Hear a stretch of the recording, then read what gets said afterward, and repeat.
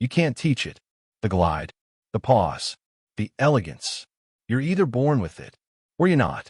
Zinedine Zidane, born on June 23, 1972, in La Castellane, Marseille. A concrete jungle where football wasn't a sport. It was survival. The pitch, cracked asphalt, rusty fences, graffiti-tagged walls. That's where you learned to dance. Not on grass, on grit. And Zidane? He didn't dribble like the others. He didn't sprint. He glided. He didn't trick. He turned. He didn't need flair. He was flair. The streets called him Yazid. But his feet, they called him something else. A prophet with a ball. At age 10, he joined U.S. St. Henri, a tiny local club with rusty nets and torn-up boots. No GPS vests. No cameras. No glory. Just dust and obsession. At 12, he was spotted by a scout, but it came with a price. He left home, left his mother's couscous, left the familiar echoes of Marseille's streets, and stepped into a world where talent wasn't enough.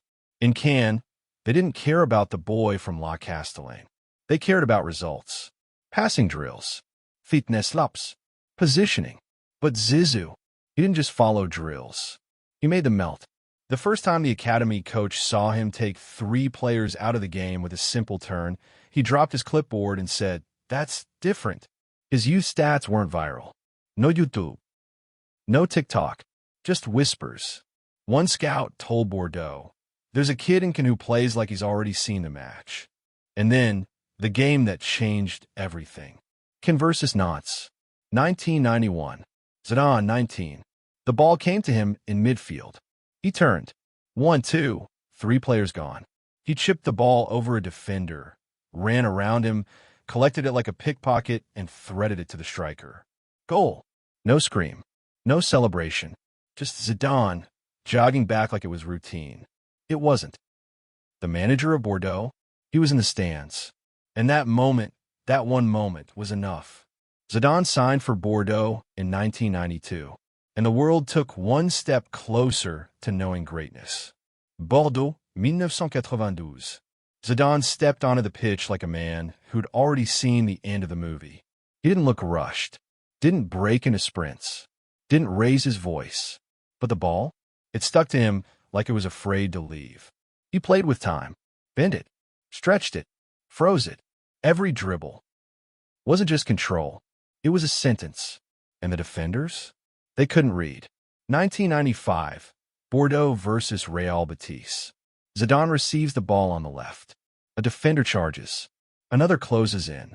And with one spin, La Roulette, they vanish. The crowd gasps. The commentator can't speak. And Zidane?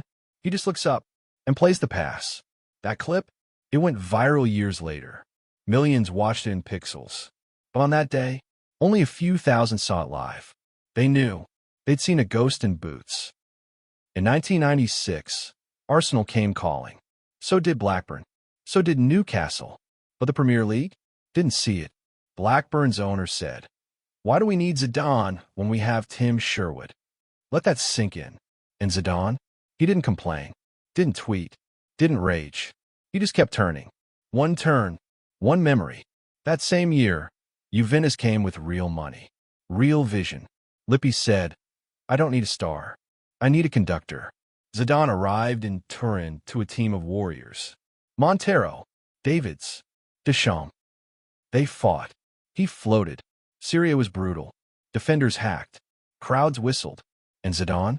He kept spinning. Kept dancing. The first time he faced Inter Milan, they sent Gigi Di Biagio to press him. Zidane received the ball with his back to goal. Press from behind. Space closing fast. He stepped, turned. The roulette again. Di Biagio slid past like a child on ice. Stadium erupted. Even opposing fans applauded. He made the violent beautiful. He made the rigid bend. But it wasn't all silk. There were battles. Ugly ones. 1998 World Cup Final. The stage of gods. Zidane, number 10. Not just the maestro. The soul. He didn't dribble that night. He flew. 2 headers. 2 goals. A nation lifted. But behind the glory lurks the shadow. Because Zidane's genius was always laced with fire. The touch of an angel, the temper of a storm. That same year, he won the Ballon d'Or. But in his eyes, no joy, no hunger, just reflection. You could see it.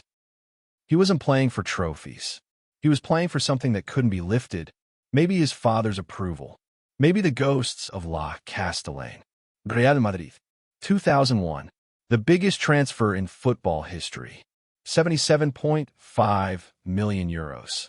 One man, Zidane. Florentino Perez didn't just want talent. He wanted an icon, a Galactico. And Zidane? He didn't smile. He just nodded.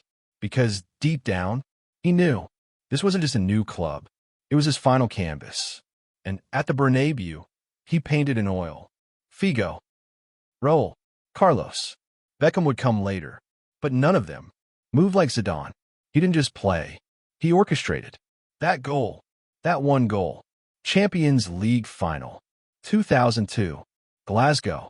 Against Bayer Leverkusen. The cross from Roberto Carlos comes looping high. Too high. Too awkward. Any other player? They trap it. Control it. Reset. But Zidane? He does the unthinkable. Left foot. First time. Volley. Boom. The ball rockets into the top corner like a shooting star. He doesn't roar. Doesn't sprint. Just turns. Walks. Like he expected it. Like he'd seen it 10 years before. That goal? It lives forever. Not just because of technique, but because it was Zidane. And only he could make a moment feel like a memory. But greatness has a shadow. And Zidane's came in 2006. World Cup Final. France versus Italy. He's 34. His last match. His last breath in football. Early on, he scores. A Panenka in a World Cup Final. Who does that? Who dares? Zidane. But then, the end.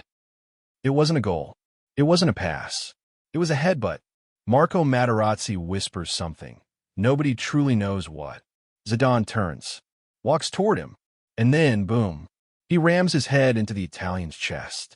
Red card. Career over. Silence. The final act. Of a man too great to stay perfect. As he walks past the trophy, he doesn't look at it. Doesn't flinch. Because Zidane wasn't chasing gold. He was chasing peace. And maybe he never found it. Reflection. How do you dribble like Zidane? You don't. You can't. Because Zidane didn't dribble to humiliate. Or to entertain. He dribbled to remember. To escape. To protect the ball like it held every dream of a poor boy from Marseille. He played with silence. He moved with memory. He fell with grace. He rose with fire. And in the space between touch and turn, he told a story that we still can't stop watching.